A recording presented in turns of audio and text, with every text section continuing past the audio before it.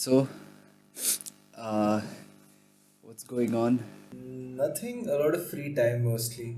It's a little weird to have so much free time because the thing is, usually you get like these kinds of free times during vacations, which is like after exams, but this is like before exams, so it's a little weird. But also, something quite big that happened just yesterday. We got the news that we don't have final exams. Like we don't have final written exams. Okay. They have been cancelled, not postponed, cancelled. And so our internal marks, our internal assessment that has happened, like all of our assessment, our assignments and projects and those kinds of things, they will be prorated. So they will be extrapolated from 60% of our marks to 100% of our marks, and we'll be given credit based on that. How do you feel about it? Is that a good thing or a bad thing? Because I I don't know. For some people, I think they might prefer this.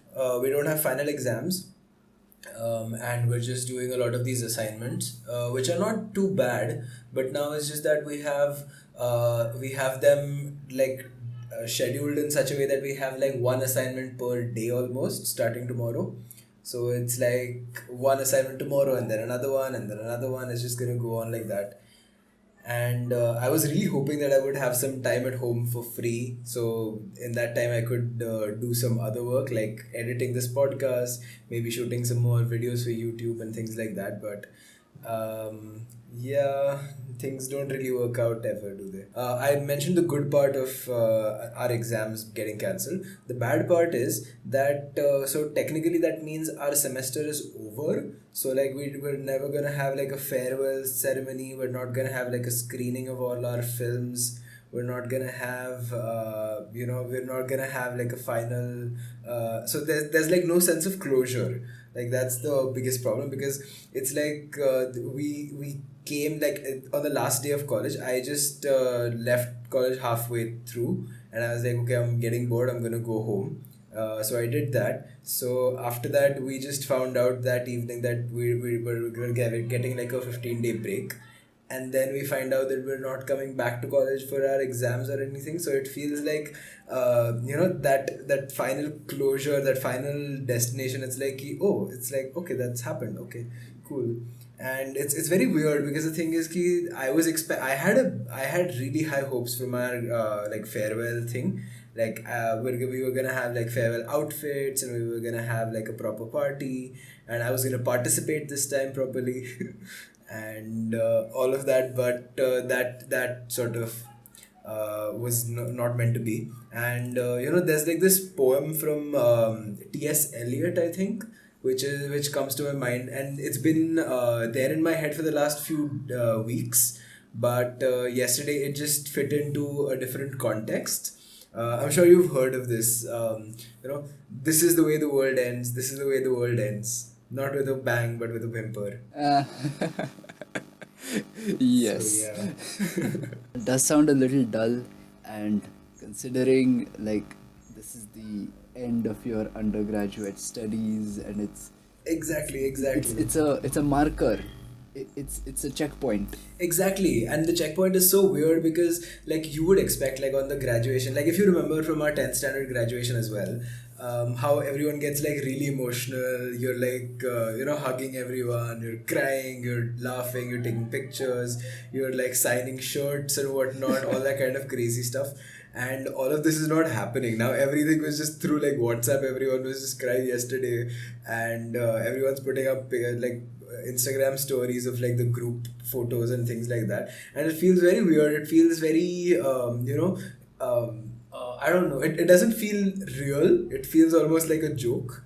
Like as if like the entire batch was conspiring and trying to make it seem like we're graduating. So it feels very weird. It Yeah. feels unreal, not in a good way. I can imagine like if this had happened last year, Mm-hmm. then I mean you need to have that punch. You need to end with a bang. Exactly. In some fashion, you need to have some party. You need to have something that's like something that says this is the end. Yeah, And exactly. Like a and almost like a and formal occasion. Like there has to be that kind of final thing where everyone is in like a suit and tie and like whatever saris and things, and you come together and you know that this is your last like college ka day, and then you move on because I'm not gonna do a master's after this. So it's like this was the end of the college experience, and it ended in a very weird way. Like these entire 3 years have been quite weird. Like lots of big things have happened in college, and most of them not particularly good. But the smaller things were really good, and it's like it's eventful to say the least. But yeah, it just feels very weird. It feels incomplete almost. That experience feels incomplete. yeah, I can understand, and that sounds kind of sad, and I guess it's sad because you don't get the opportunity to be sad. You don't get the chance to be wistful and reminiscent of your years in college. Instead, everyone's sitting at home just texting like it's a regular day. Yeah. Except the only thing is that maybe you're texting slightly sadder stuff, Mhm. more memorable stuff, but yeah, that sounds lame to It, have like an ending yeah. where I hope that you guys get to have like your big farewell party or something. But to be honest with you, it's like I think the one from 10th standard was one of the craziest like send off or farewells that I have been to so far. Hmm. Partly because I think it was just the right amount of uh, like the right amount of nostalgia and the also the sentiment was I don't know, it was just right. Yeah, The exactly. number of people and the closeness you had with everyone in general, like the average level of people that you knew. Yeah. I mean, for example, when I came to last year at the college level, I didn't really know everyone, even in my department in mechanical 2019 batch. I didn't know everyone, Yeah. and to be very honest, I did not want to hang out with everyone because since I didn't know them, saying goodbye didn't make a difference. Correct. But it's still you need it. It it brings you to a sense of catharsis, maybe. I don't Yeah, know. yeah, yeah, yeah, yeah, yeah. That's a very good word to use, and especially because I remember our 10th standard thing was like there was a sense of activity. There was a sense of finality to everything. Like I remember we played games in the big hall, and then we went out and we had like a bonfire, and that was so like nice. It was like a just a memorable night in and of itself, and the fact that that was like our graduation thing was, I mean, it's a nice way to remember that time. And the thing is, I wanted that with this batch because the thing is, in my 12th 11th and 12th college, it was not like a very big thing. Like I was not very involved with a lot of people, so it was not a big deal in some sense. But and it was also a lot more people. But here, like in this college again, we have like around 140, 150 students in our batch, and which is very similar to I think the 130 or so people we had in our batch in school. So it's like the right amount of people, and also like these people, like so many of them are like so close and so good, like such good friends of mine, that it feels like you needed that thing. And the way I am, like I'm not very expressive, and I don't like interact, and I don't participate a lot in other batch things, like whatever dance events and programs and festivals and those kinds of things. But this was the one thing that I was really excited for, and it feels like there's a big dent in that plan. But yeah, also, and the thing is, you remember that other project that I told you about, that I was doing, Project Postcard? So I had like so many of them written down, And I was like, okay, there's another month, and I can give it to people, like one every day, two every day, or something like that. And now there's like just no time, and it feels very weird. And the thing is, if I were to actually post them like postcards are supposed to be, wouldn't like I don't even have everyone's addresses, like home address, so it would be quite weird to send out those postcards, and a little difficult too, but I'll find a way. Considering the fact that, like, well, it's a postcard, Yeah. so hey, you're fulfilling the purpose, but also the fact that we don't really know when people are going to start coming back, Yeah. since we don't know how things are going to progress. So in that case, I think avoiding physical contact with people is is a generally smart measure to take. True. I agree completely. I hope you guys get some kind of party or some kind of get together a few months down the road, if not right now. Yeah. Because, but at least I'm happy that you don't have the final exams, because, hey, final exams are bad in general most of the times. And honestly, I have felt so many times going into my end semester exams that I wish they would get cancelled for some reason or the other. Like, I just wanted any weird reason for cancellation of exams, and it never happened. Yeah, of It course. didn't happen for high school, it didn't happen for JE or whatever, it didn't happen in college as well. But I guess some people are getting to experience that. I mean, okay, like that's kind of nice, but I mean, the cost of having exams cancelled on a global level, I don't think is worth it. Yeah, this thing has ruined a lot of plans. A very low benchmark. Mhm. My exams, which were next week, have been postponed by 1 week, Okay. and I think they are going to turn into one was already going to be an online exam where it was like you had a couple of days and it was kind of like an open book test. You had to submit the answer at the end online. Yeah. But the other exam was a written pen and paper exam, but now I think they will also convert that online for obvious reasons. So, yeah, I mean, for me, I have 1 week of like buffer, which is nice. But again, it's like, it's not a very big ripple in the pond. Overall, life here goes on as usual because more or less, I mean, I feel like now that I listen to stories of people like in quarantine or talking to people who are in areas where they've been asked to stay at home or stuff like that, I kind of start to realize that what we're doing here or in general living in this town is itself kind of like that. Yeah. So I find myself a little bit unsurprised. Like the things that people describe as like, oh no, things are closing at 6 in the evening and the shops don't stay open so long, and you don't see people on the roads and the streets. It's like, well, yeah, that's just a general day for me here. So, Yeah. Closing early in the evening is a Pune thing as well. So well, some things, but other things, we're also closed during lunchtime. So of course, you have to be closed during lunchtime. of course. If you're not closed from 1 to 4 and you don't take a nap during that time, why are you even maybe living in Pune? Exactly. That's completely logical. I started out when I was setting up my mic and everything. I was thinking of asking you if we should talk about it or not.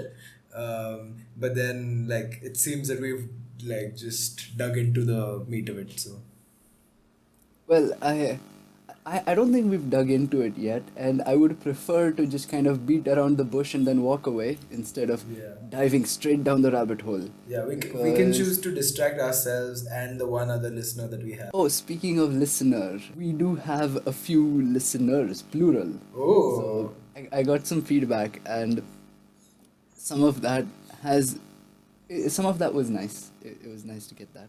So if you do listen to this episode, please do let us know, because it's really nice to like find out that there is more than one person or more than two people who are listening to us. But Yeah.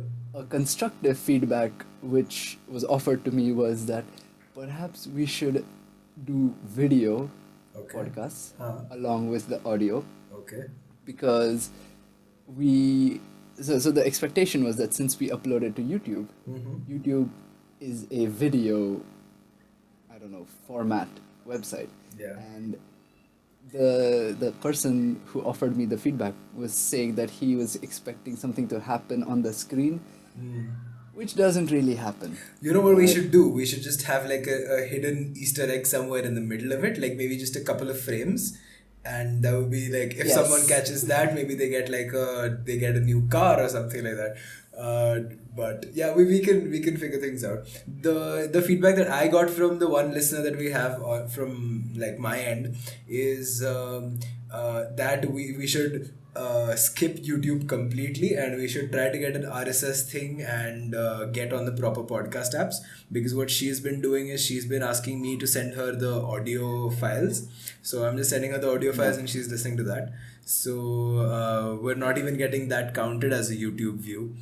Uh, Uh-huh. so I think we need to buckle up and get started on our like proper RSS feed and making it a proper podcast so that it's available everywhere. And like because it seems that this is gonna be the only thing that I'm gonna have that can possibly make money for the foreseeable future. So might as well invest in it. Before we go further, can you explain just a little bit what RSS is? Because I feel like that might be a word that most people, or I don't know, most of the five people that listen to us don't know.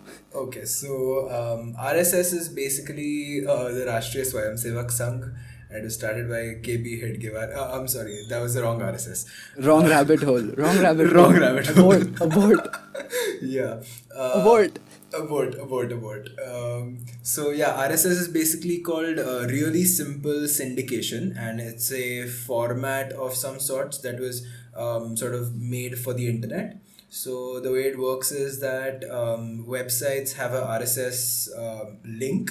So when you have like a proper website, you have an RSS link, and if there's a subscriber, the way you would subscribe to a YouTube channel or the way you would follow someone on Twitter, you can subscribe to that RSS thing, and you would have an RSS feed. So it would be like a newspaper where all of the websites that you have subscribed to, like the wherever you've subscribed to the RSS links for those websites, they would come in your one feed. So you would have an RSS feed, and nobody really uses that feed anymore for like regular purposes, but that's still the way they use to make podcasts work. So all the podcast apps like your iTunes and Castbox and I don't know Overcast and all of the other ones.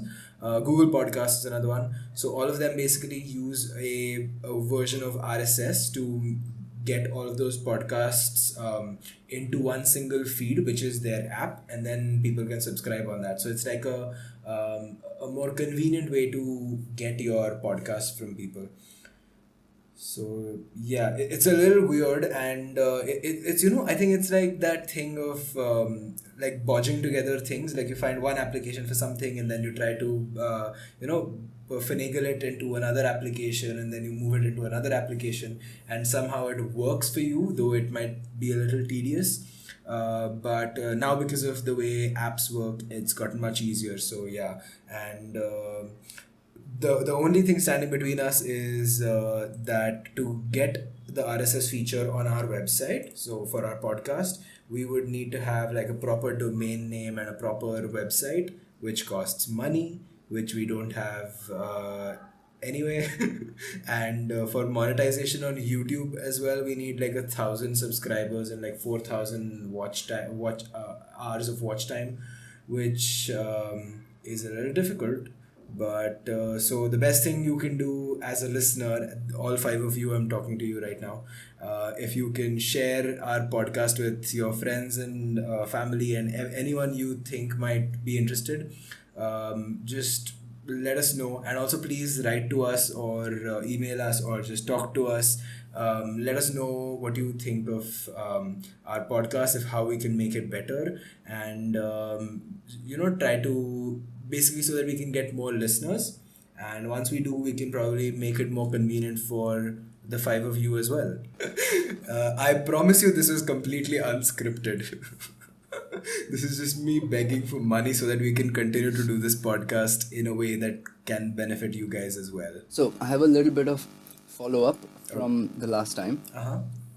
One of the main things is that I found the setting that changes the Netflix subtitles. So when I was complaining about the subtitles being very blocky and really clunky and really, I don't know, just not nice to the eye, Uh-huh.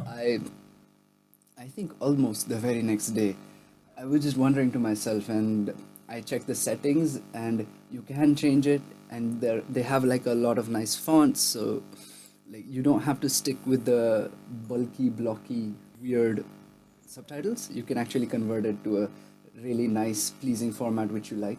Uh-huh. So that is something I discovered a little late, but I just want to put it out there because if there's someone like me, and if they are still wondering, and if they're still unhappy with Netflix auto subtitles, I guess, then there is a solution. I have something to say about subtitles as well. So as you know, I'm doing like the post production for my film, my short film, which will be out on platforms soon, I'm guessing. Anyway, like it's in the final bits, so we've done editing, we're doing sound and doing all of that. So the movie is in Marathi, like partly in Marathi and partly in English. So I'm actually doing the subtitles for it right now to make sure that English and like non-Marathi listeners can also watch the movie and enjoy it. So one question that I had was, and I didn't really find any answers online, so maybe you can help me out, and our listeners can also help us out by letting us know. Um, if there's a movie which is multilingual, so say a movie is in Hindi and in English, um, and you of course have subtitles for the Hindi bits so that your non-Hindi listeners can listen to it and make sense of it. In that case, do you also subtitle the English words, or do you have a separate track for the English ones? Because I know a lot of people who watch English movies and they will have subtitles running for them as well, even though they do understand English. But so I wasn't very clear because the way I've seen it on Netflix is that when it's like a multilingual thing, so for example, if there's a Spanish film, they will have Spanish subtitles, but whenever the characters speaking amongst themselves in English, so they'll be like, "Hi, what's up? What are you doing?" Those kinds of things. They will not subtitle that at all. So I was wondering what I can do for my film to make sure that it's consistent and that it looks good. Any thoughts? I mean, I'm one of those people who has subtitles on most of the time, regardless of what I'm watching. Partly because I'm just kind of curious about the way people like write the dialogues. So that's one of the reasons. The other reason is that I usually, or not usually, but I sometimes tend to miss something if I'm paying a little bit less attention. So I would prefer to have the subtitles because maybe there's something that the character was saying that I miss or I would have missed. But if there's like a slight lag and if I'm looking away, I can look back and read the subtitles and pick it up from what they said instead of rewinding 6 times and then finally turning on the subtitles because I missed it anyway. Right. So, I mean, for me, subtitles are always a good thing. Okay. Recently, I have felt in one or two shows that the subtitles actually kind of diminish the experience because they kind of reveal the joke. So Correct. it's a funny, it's like a sitcom kind of thing, and I can read the punchline before it's delivered, and that kind of takes it away from the show because the way it's said and what they say is all of it is is part of the joke, and I feel like I don't know, I don't laugh as much because I've already read the next line, which was just below, and I couldn't help not reading it. So Right. for that, I have turned off my subtitle. Now, with regards to a multilingual movie, uh, I think having subtitles for the non-English parts is, I think that makes sense Yeah. because, like, more or less, right, like you kind of expect that a lot of people will be able to understand the English parts, and especially I think for movies, like I think you would be just no, it wouldn't just be for yourself, or it wouldn't be for a Marathi or a Hindi speaking audience. I'm guessing you're trying to make something which is accessible to everyone, and Yeah. right now I think English is one of the primary ways that it is accessible to a large percentage of people.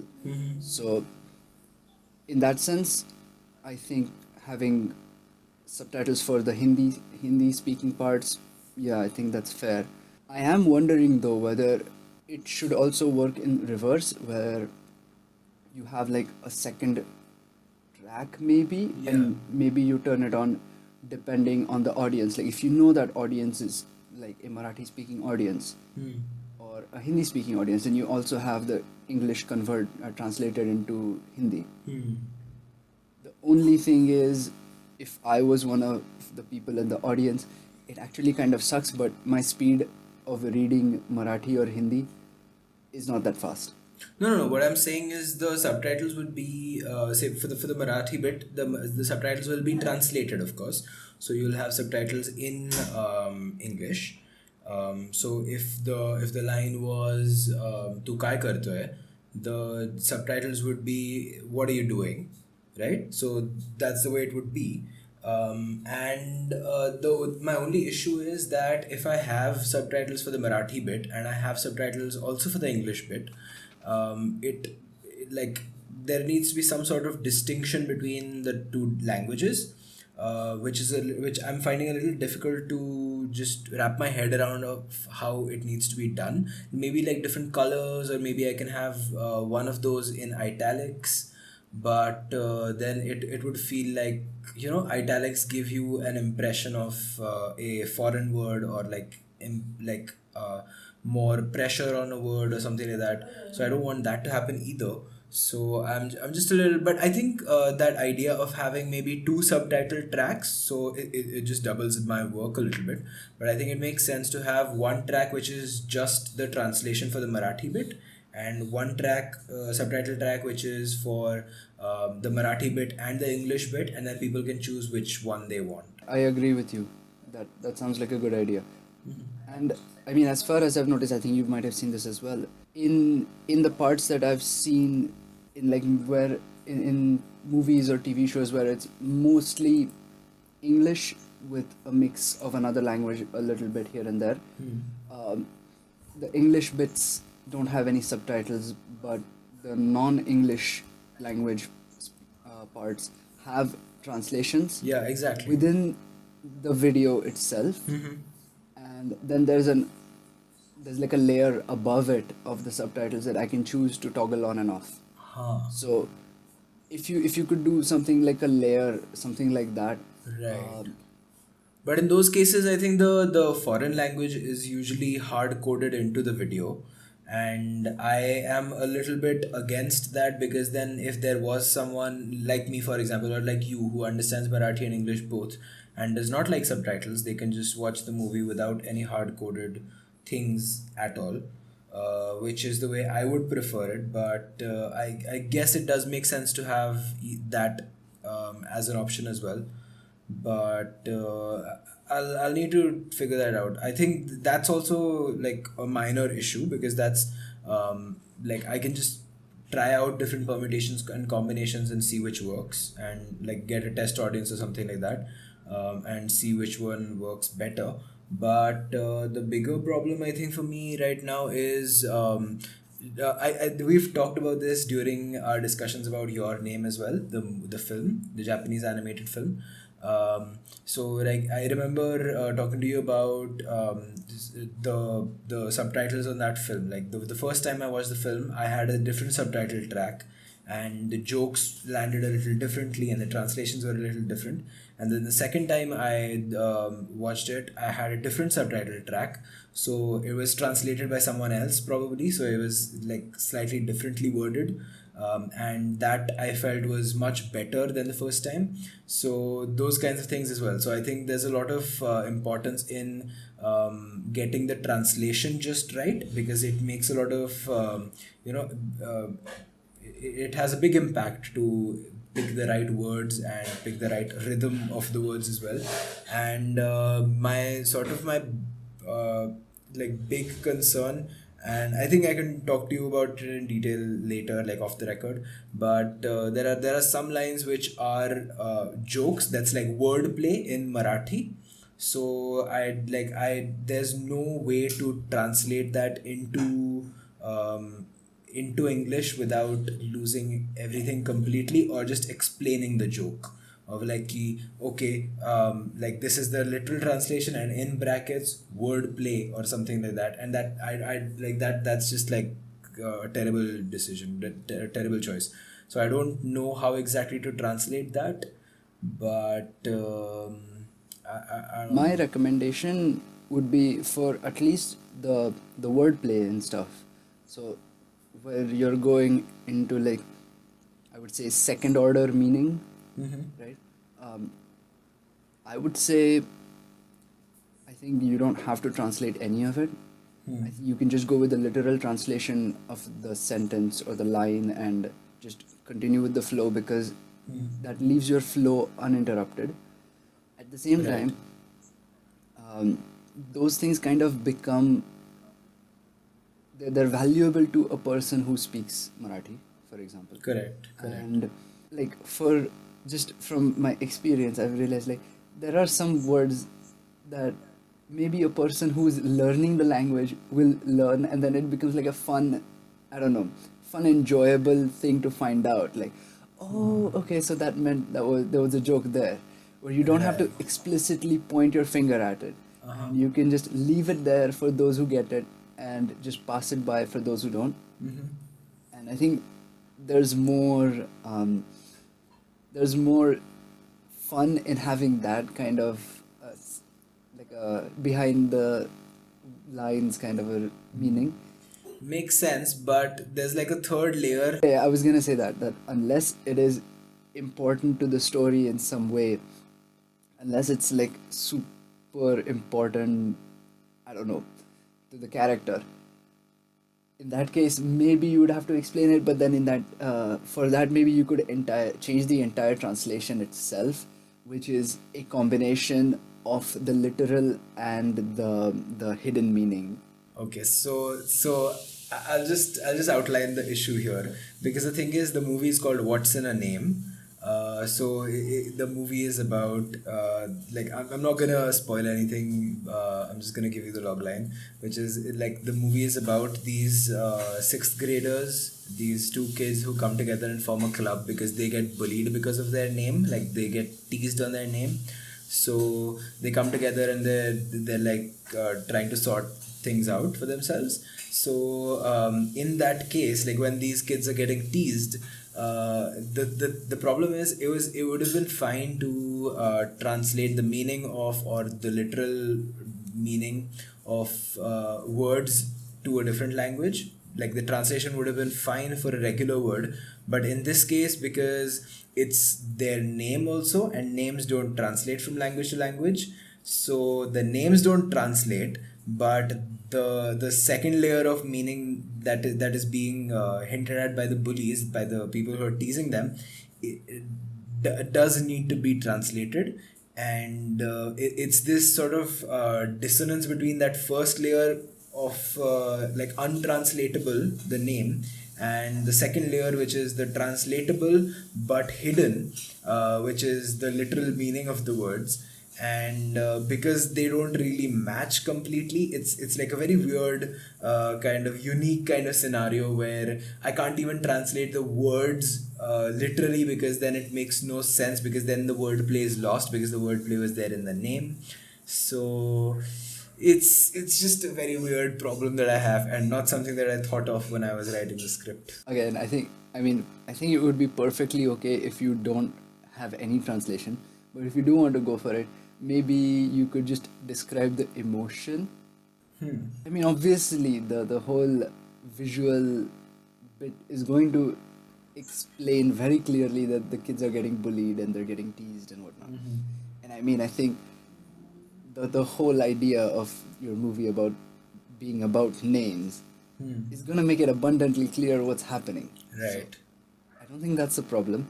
So, if it's such a weird position you find yourself in, you could just leave it be. Yeah. And I think the situation would be quite self-explanatory. Or you could just explain the emotion that's happening, like, or what's happening in a very general sense without going into any translation about anything. Right. I remember having this kind of an issue when I was doing when I was making the crowdfunding video for the movie as well. Like even there, the video was like multilingual, so it was very difficult to get the translation just right. And I came to a solution which I was okay with, but I don't quite remember. So I'm just gonna watch it and see what I actually ended up doing. uh, so yeah, talk amongst yourselves. This is the time where I go get some coffee until Prado continues watching. माझं नाव सोहम. मला माझ्या सोसायटीतले मित्र चिडवतात. सोम्या, सोहम, Tomé, Modi, modak, modak, modak, मोमी, Tommy, Somi, काही पण चिडवतात. मला हे काय सहन होत नाही आणि मला हे आवडत पण नाही की माझ्या नावावरनं किंवा माझ्या आडनावावरनं कोणी मला चिडवलेलं. एड्रिना, अँड्रियाना, एड्री, एड्स. सगळे मला चिडवतात. मोदक, तुझा पाय मोडला, स्वस्तात, सगळे मला चिडवतात. तर मला खूप वाईट वाटतं. That's the bit that I wanted to see. So where what she's saying is basically things that she's been teased, like word to word. So the things that she has been teased by people making fun of her name is what she's saying out loud. So for example, her name is Swasthi, but she's been called Swastat, which is like Okay, I'm gonna stop you right there because I feel like you elaborated the problem before, and right now you're demonstrating what happens in real time. Yeah, I'm just gonna. When you're dealing with the same problem. just let me humor me, okay? So she says swastat, which is cheap. So she is being called cheap, and the captions that I have put are cheaps in like single quotes. And I think that works. I'll put the link of the crowdfunding video in the description as well, so you can see for yourself. And there's a QR code at the end, so you can donate to our film. Also, we're still a little below our budget. So yeah, my main point is, but believe me, I did not plan this out. Okay, so the way I did it was I just explained the literal meaning of the word that she was teased and put quotes around it. And I think that's a decent way to go with it, because it gets the emotion across that it's something teasing, or like something that's a word play kind of thing. And the like when people are watching it, they'll also listen to the words, right? So when they're being teased, so when she says swasthi, swastat, like that will still sort of get into the audience's head. So I think we have a solution, most of all. I hope I remember this when I'm putting the subtitles. Since you mentioned your name earlier, there's a thing about the translations in that movie that I just realized. So in Marathi, we have this Tai Dada. Yeah. A thing you call your older siblings. Yeah. So, in Japanese, they have a similar thing. I mean, basically, they have a nickname or like a family thing, like mom, dad. They have a thing for older brother, older sister, and something for younger brother or younger sister. Right. And basically, uh, in that movie, uh, the lead girl's younger sister talks to her a few times, and those couple of times she actually doesn't use her sister's name. She calls her Tai every single time, Yeah. effectively. Yeah. Tai means older sister. But So. yeah, so she calls her Tai every time, but the translations, the subtitles, sorry, had the name there. Ah, right. There's a very clear there's a very clear gap because you can hear the person say one thing, whereas the subtitles have a name and names, don't change. So you Correct. don't hear the character saying the name, but you see the name, and there was like a Right. bit of a discomfort when I heard it, and I couldn't figure it out. But later on, I realized like this is probably on like the second or third rewatch that I had.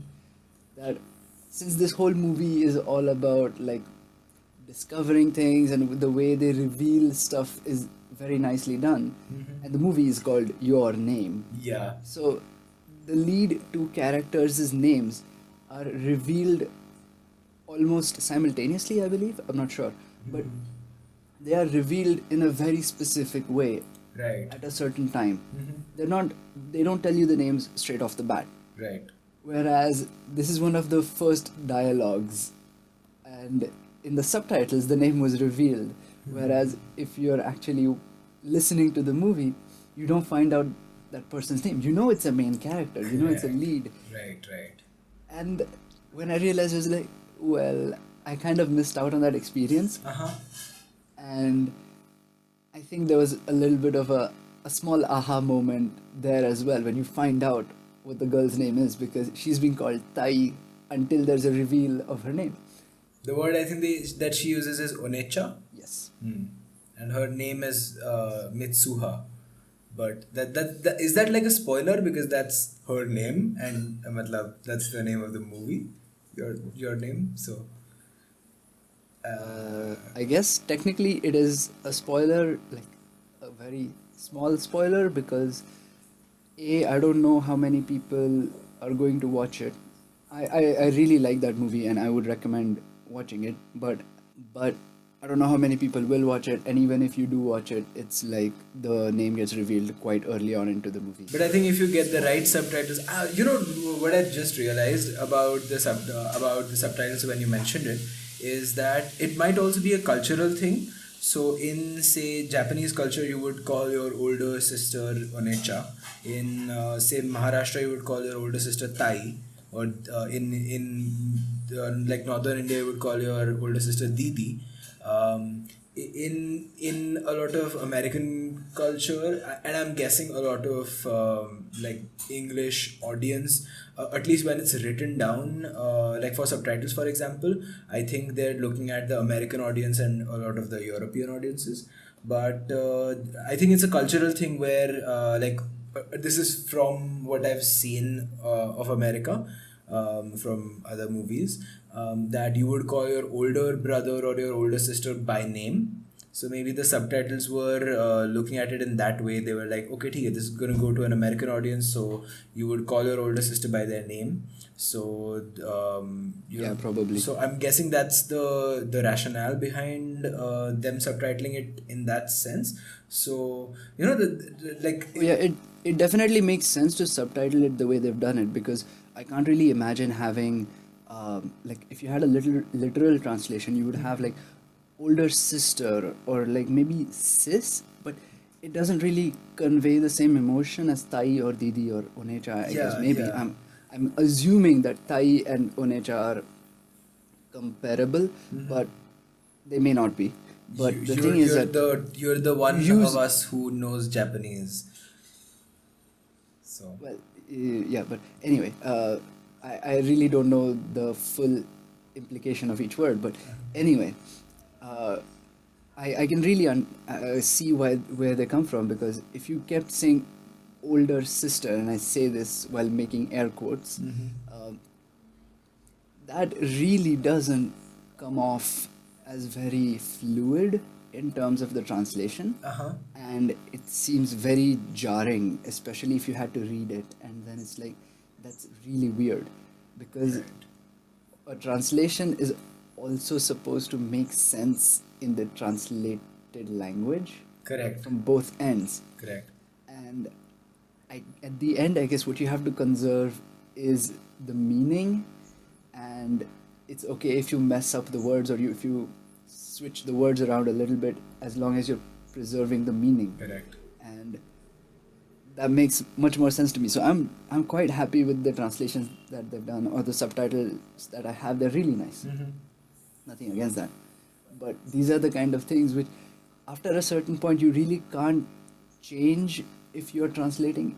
You really can't do anything about the things that the language inherently possesses. Correct. I mean, Correct. there are jokes and puns in English which you probably can't translate outside English. Correct. You would have, and it doesn't matter what you would do, how you would write the subtitles in another language. Correct. You can't explain the joke. Yeah. It's lost, and that's just like the cost of translation. So Uh, yeah. So you might say that some things do get lost in translation. I was really trying not to say that, but okay. Why not? Yes, you might. Yeah, but I think what's interesting there is because a lot of languages are very different in their entire structure. Like for example, a lot of the languages that people think of instinctually in a large part of the world are very closely related languages. So say your English and Spanish and Italian and to some extent maybe German. So they seem, and Portuguese of course, because Portuguese and Spanish quite similar. So when you look at these languages, their structures, their root words, their, like all of that stuff seems very similar to each other. So maybe it's not much of an issue. But when you have a language that is so completely different, that evolved completely isolated from these other languages, maybe you're like I'm sure there are some videos online. Tom Scott I think does or used to do a series on language, like different language quirks, like different features of different languages that you have in some languages versus some others. Like for example, I don't remember which language, but I remember he said there was one language where there were no cardinal directions, like there was no east west, north and south. It was always in front of you, behind you, to your left and to your right, or some thing like that. So you would have a completely different experience. So it would be very difficult to translate these things from one language to another. Where like in our example, Japanese and English are so different from each other that they like it's difficult to get everything just right because of culture, because of just the way people speak, the way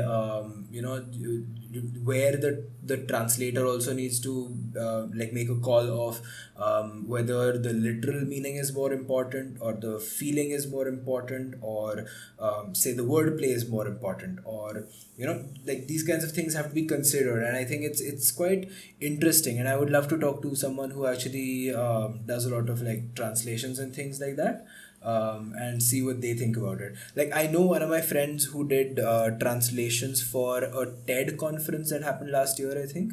I might get in touch with her and see what she says. She used to do translation, I think, from English to Urdu, if I'm not wrong. But it might be interesting to learn from her what the things from translation are. Yeah, I mean, okay, so speaking of languages which originate from like maybe one common language or from similar roots of languages, uh, I I've been talking to some people recently, and I've been trying to learn words in different languages. So it was a lot of fun, and I met someone who was who spoke Russian, Mm-hmm. and I have met people who like who speak French and who speak Dutch and Spanish and other stuff, and it's like these languages they're very different on many levels, but I noticed a curiosity which I didn't really know about, and I don't really it's a sound that these languages one of the sounds that these languages have, Yeah. which comes kind of from the throat. Mm-hmm. So it's basically it was very interesting for me because, as far as I know, Marathi, uh, Sanskrit more or less, and Hindi as well, I think, and I don't know many other languages that I've heard being spoken don't really have that. A sound that you make when you're kind of clearing your throat, or it's like a like a it's a k sound. Right. So it's like a rough K, but then the k sound that we have in Marathi comes very much from the mouth. Correct. Like a k, it comes very much from the front, whereas this sound comes more from the throat, and uh, it's really interesting to me because like it's pronounced differently in French, like it sounds different. So I'm guessing there's different parts of the throat being utilized to say that. Right. Where compared to say a similar sound in Spanish, but none of them are k. Correct. Correct. And it's really interesting because I thought more or less like I when I grew up, it's like a lot of times I heard different sounds and different things, combinations of sound. But like what I've heard was that Marathi or Sanskrit, they comprise all the sounds that you can make. So, you know, you have the sounds from your belly, from your chest, from your throat, from your nose, from your mouth, like the different regions that you use to produce language. Right. So it was, it felt like an aberration to that rule, and that's why I'm so excited about it because it, I was always under the impression that the nuances present in Marathi cover the variety of sounds that a person can make. But no, they don't. And I'm super excited because just like how some people are unable to roll their R's, Right. this is a sound that Right. I am completely right. Right. And so it's this is a sound that I'm completely unable to make, and all my attempts at it might sound the same to me, but they sound vastly different to a person whose ears are tuned to it. Correct. Correct. And Makes sense. that's like a really interesting observation that I had recently. So there's like three examples that come to mind. One is very very similar to the one that you mentioned right now from Russian, I think, which is the k sound. And I remember this very clearly. Like the sound is not k. It's not k from your like from your mouth. It's much lower in Urdu, for example. So you don't say khoobsurat, you say khoobsurat. It's like from much lower in your like throat. So Right. this is also in that movie also. It's in Luck by Chance also, where they're like it's not khubsurat khab, it's khoobsurat khwab, and like those kinds of nuances, and as well as, so that was one thing that came to my mind. Closer to that is also the sound and n, which are also very typically like Marathi, which are not found in like English and other languages. This and are like, they're also quite weird to make. They're not very simple to make these sounds, but they are like they're quite unique, which I really like. And also the sound of f versus p, like so in Marathi, for example, you don't actually have the f sound, the f sound, you have the ph sound. So you don't say farak, Right. you say parak. And which is also nuance. I remember our Marathi teacher telling us, though I mean colloquially it doesn't make a lot of difference, but originally I think it. Yeah, I mean, no, I mean, you do say fur, not pearl, right? Or was it originally pur, not fur? Yeah, it was supposed to Because be. I've always been, I've always been under the impression that the pur is just like it's contextual, and you have to decide if you pronounce it as fur sometimes or pur sometimes. No, it's not fur, it's pearl. And in Pearl. Hindi also, it's not fal. I don't know. In my head, So I mean, so maybe it in makes Marathi, sense. maybe in Marathi it's fur, but in Hindi and Urdu it's per, because you don't say fal, you say pal. That's Yeah. true. So That's so true. I think this is not for Marathi so much. Maybe for Urdu and No, but Hindi, you because I might be remember right. my teacher telling me this very clearly, that it's not phal, it's phal. It's not farak, it's pharak, and things like that. Okay, I think, however, you might also be right, because if you look at the way the structure of the consonants goes, so you have p, p, b, bh, m, and all of those are sounds you produce combining your lips, Yeah. right? You have the p. So I'm guessing if it's in that family, then it's probably a sound that you produce, Yeah. like not it's not a f, it's a p, p, p, b, bh, m. Correct. And maybe you're right, maybe you're right.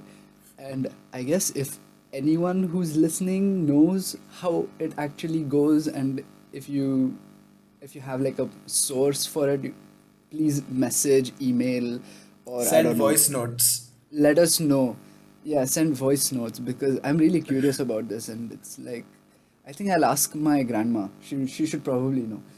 I also remembered someone mentioning, again, like this is the thing with me, I can't remember from where I have heard or read something in particular, but I know there are particular sounds which cannot be so you know the phonetic alphabets, right? So you Yeah. have the I think they're called phonemes, if I'm not wrong. I'm just gonna quickly check that. But you have these. So whenever you read a dictionary or an encyclopedia, so usually a lot of times on Wikipedia as well, you will see like proper pronunciation. So you have these Right. the A and E together to That's a dip song. yeah, so oh wow. So that's like your the sound that you get in Wikipedia, like like encyclopedia and encyclopedia. Yeah, funny. Any of the perceptually distinct units of sound in a specified language that distinguish one word from another. For example, P, B, D, and T. So I guess they're phonemes. Yeah, I guess Yeah, they you're are, right. they are, they are. So anyway, so my point is ki there are some like sounds in some languages that cannot be represented in those phonemes at all. Like they cannot be. You can't even show them in a dictionary how they are supposed to be made because they're so unique. Which is quite interesting to see that something that is supposed to be a way to describe or represent something universally is still not universal because it still has its own biases and its own references and its own etymology and things like that. It's crazy, and I mean, I see this in Swedish as well. So I remember, like, we had like a very brief introduction to Swedish class at the beginning of the year, and our teacher was trying to tell us the difference between.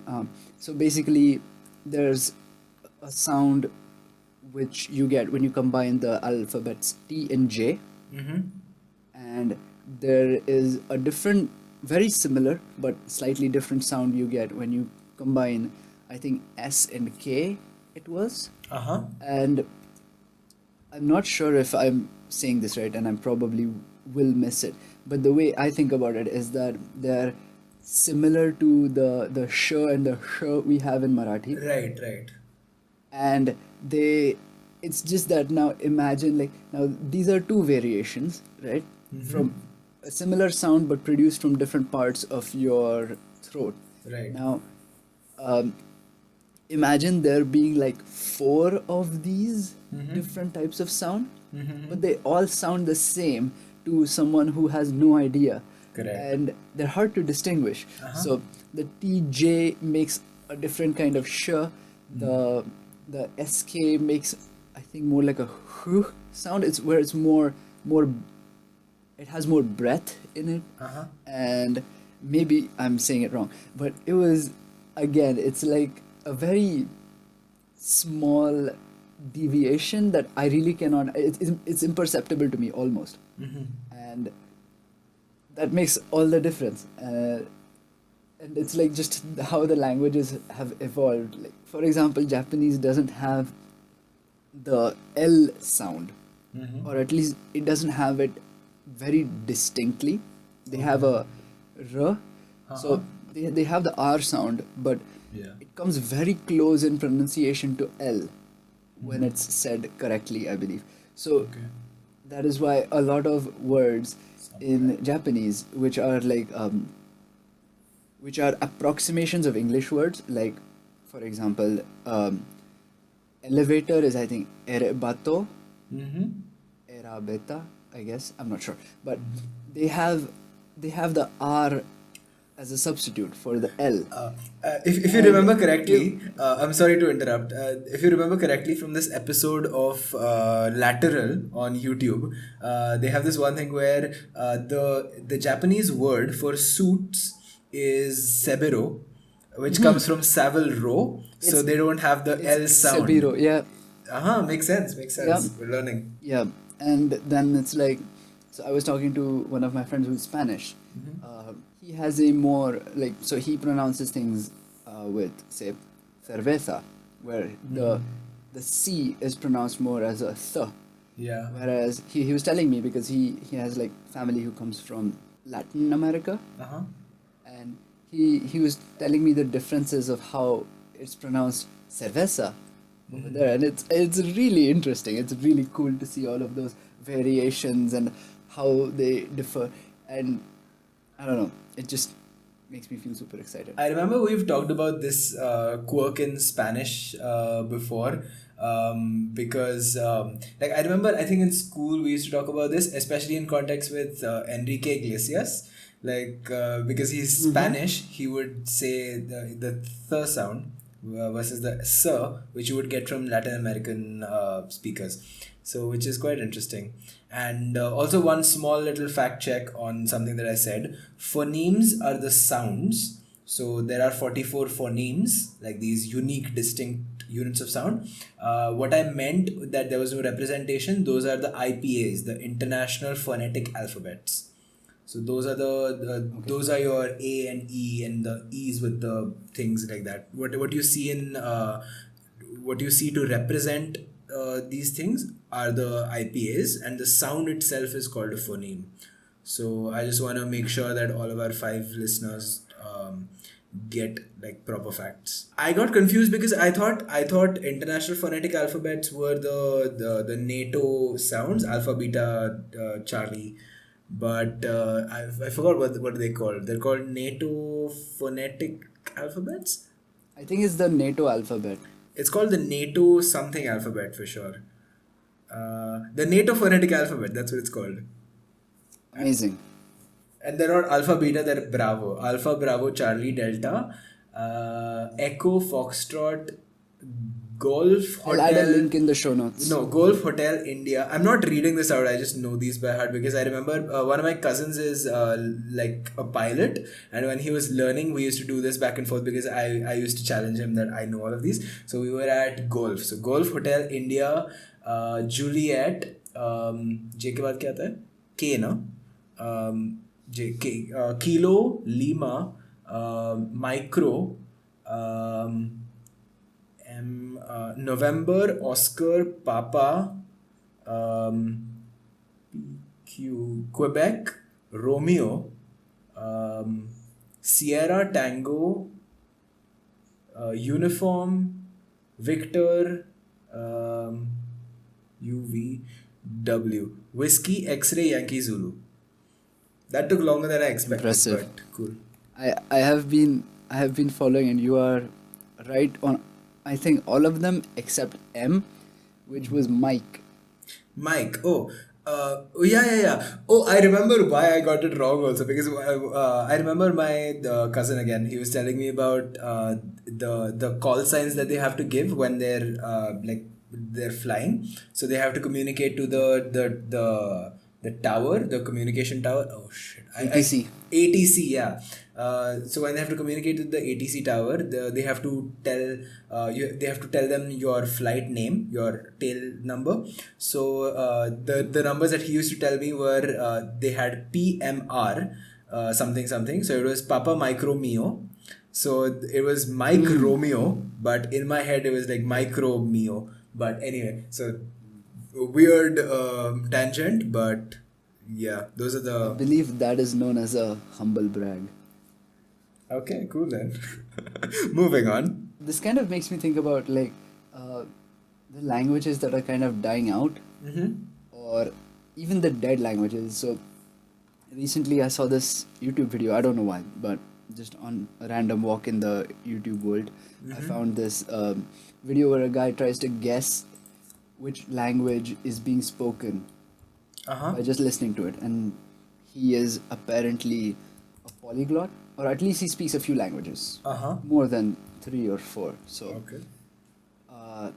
and in one of those, there's just different people who walk up to him. He's blindfolded, and they say something in their language, and he tries to guess. I remember feeling like I found another hole in like a bias or like in my understanding where it was a person. Okay, I don't remember which language it was, but it was a Native American language. Okay.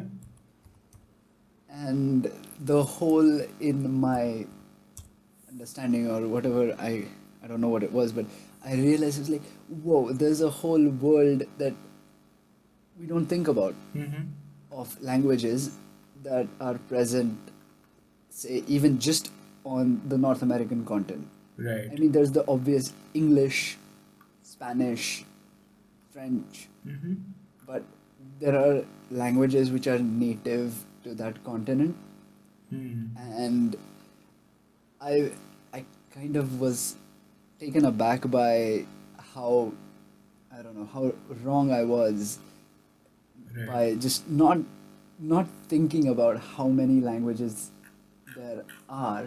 Yeah. And it's like when you think about the US, it's like, yeah, the US is English. It's not. It's really not. Yeah. So it was really nice to find that. I remember watching a video on YouTube. I can't find it right now. I'll try to find it and put it in the description. But there was a video where there's a language where there's only one speaker, and there's more than one languages that have only like one speaker left, which is quite weird because then like who are they speaking to? But more.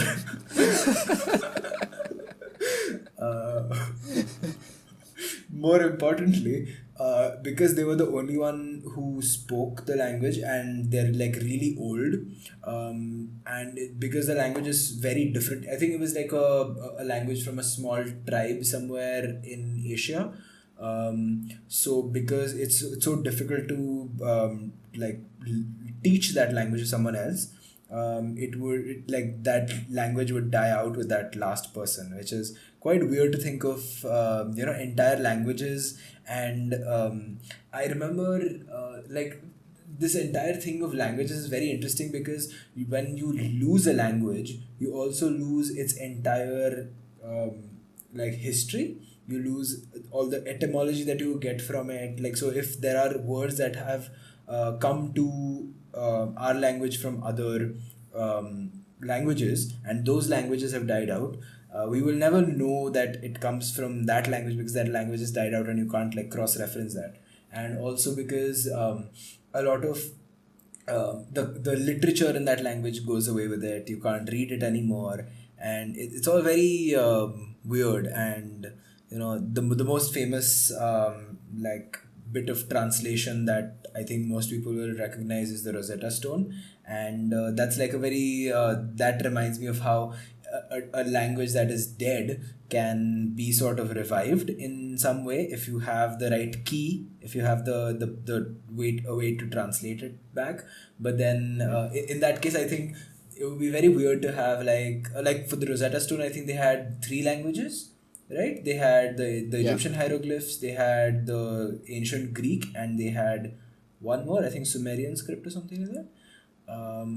But they I don't had know which one it was. they had three scripts. And if we were to have those kinds of scripts, it would be very difficult to have like these pairings of three, and the amount of permutations and combinations that we would require to get like something that would last forever is like unthinkable. And yeah. At the same time, like the Rosetta Stone is a really good example, but it it also is like a very lucky thing. And I mean, so many facts of history remain kind of hinged upon this lucky discovery, Uh-huh. because I was watching this one TED talk about the Indus Valley civilization and how we don't, Right. we yet still have no idea how, uh, what their language is, how it is structured, what it means exactly, because there Correct. are no references. And I mean, I mean, people are trying to build. I guess the person I was listening to was, he was a person who was, I think, you building like a machine learning model to kind of teach itself the language and try to derive some kind of meaning. But there have to be some markers to kind of go about it. And he was talking about how incredibly difficult it is, partly because we don't have enough material, but at the Right. same time, we have no reference. Correct. And it's not really connected like, say, other Mesopotamian languages, which kind of evolved in the same region and would have had a very strong influence on each other. Correct. This is, I think it's also older. I'm not sure about the dates, but it is very isolated, and so it was a very difficult thing to just kind of interpret. And yeah, I mean, we have the archaeological digs from the Indus Valley civilization, but we don't really have an insight into the language, Right. which is kind of almost half the picture. Also, do you remember that time when you, me, and one of our friends went to a cave near Lonavala? And Yeah, yeah. there was stuff. There was like there were things written down. Like there were inscriptions on some parts of it. And I remember we were talking about like the scripts of that time, and we were like, this is clearly not Sanskrit, but this could be Pali, which is the language of the people, and also closely associated with the Buddhist culture. Given that those caves were also Buddhist caves. So yeah, so for those of you who don't know, this is from my understanding. At that time, the way a lot of Europe had different languages, the way Latin was the language for the clergy and for the rich and influential people, and not for the mere mortals. You had Sanskrit in India for the clergy and for the higher ups, for the priests, and you had Pali, which was the language for the regular people. And because of a lot of reasons, we like Pali is not something that survives to this date, so it cannot be deciphered. But apparently Pali has gone into and sort of given birth to a lot of the other languages of the subcontinent, but Sanskrit has survived on its own and is still spoken in some places and is still taught in schools. So yeah, that's the main distinction between those two languages. So the parallel with Latin and other languages is something that I found interesting. Okay, so another point of follow up was that uh, I wanted to show you my library card. And although me mentioning this on an audio only podcast makes zero sense, I'm gonna do it anyway. So I wanted to show it to you because I just realized, like, most of the library cards that I've had across many years have been quite dull. Okay. But this one is very much not dull, and it's really nice. And it's just kind of a cool card to have in your wallet. So, with that preface, I'm gonna go get my library card and I'll show it to you. Uh-huh.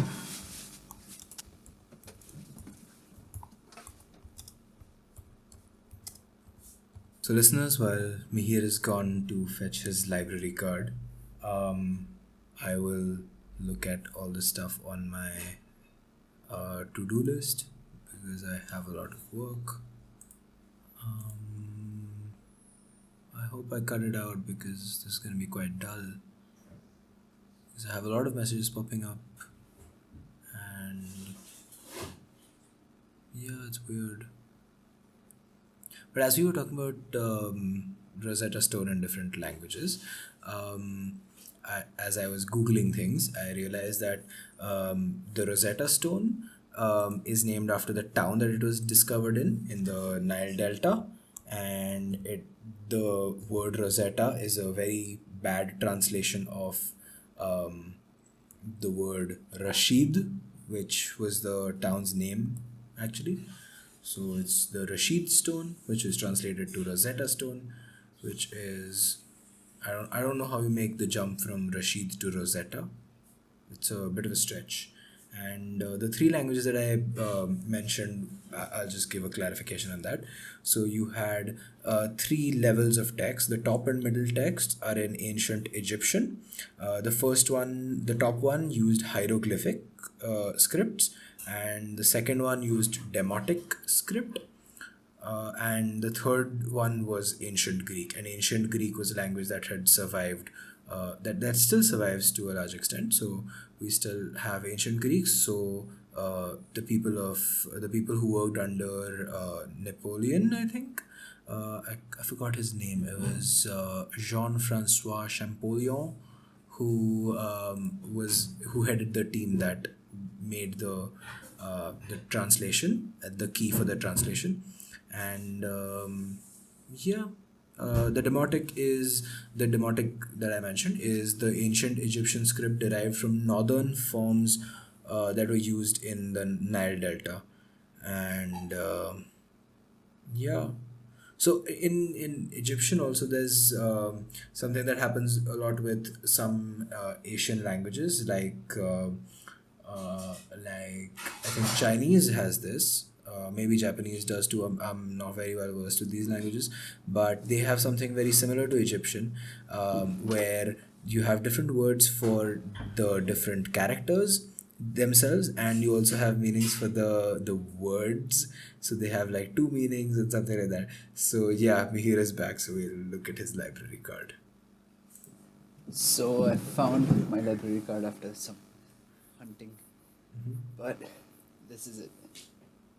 Hey, looks very nice. And it says Biblioteca, Bibliotecan. Yeah.